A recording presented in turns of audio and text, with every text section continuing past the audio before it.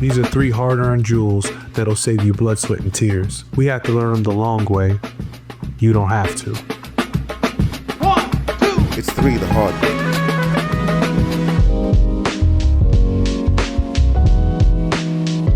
I think for me, like, it's initially is really just timing and opportunity.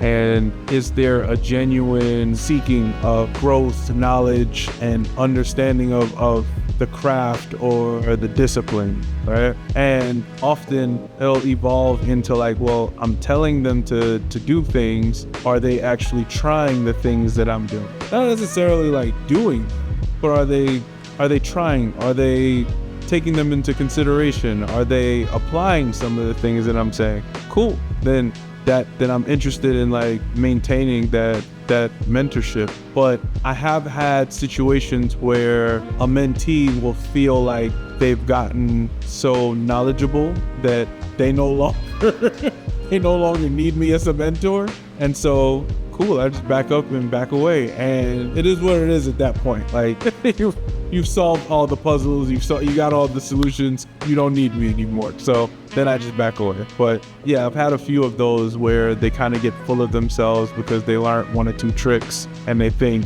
that's the whole thing, but it's not. And they learn.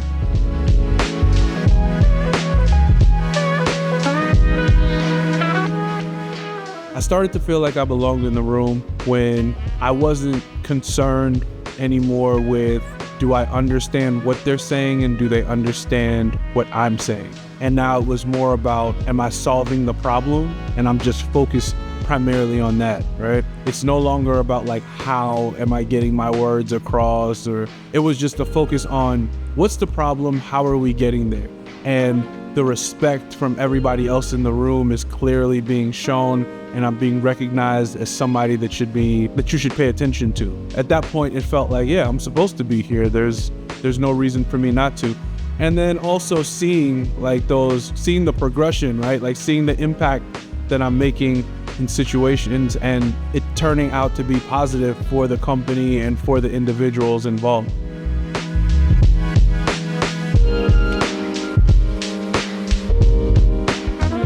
You know when to challenge a culture when you become part of the culture. I think you need to understand the culture before you can try to challenge it. And if you just come in, as we say, like trying to move the furniture in somebody's house, it can end up very negatively, I think. But once people feel like you're there to do something ultimately positive for everybody, I think it's a lot easier for it to be accepted. Yeah, and I think in challenging a culture, the benefits could be people becoming tighter with one another and starting to actually see each other as people. I remember like there are places that I've been before in leadership positions, and for instance, let's say coworkers were just kind of going along throughout the day and doing their own thing, but I kind of go out of my way to make people interact and find out what are their strengths and weaknesses so that they can leverage that between each other and come out with the strongest work possible.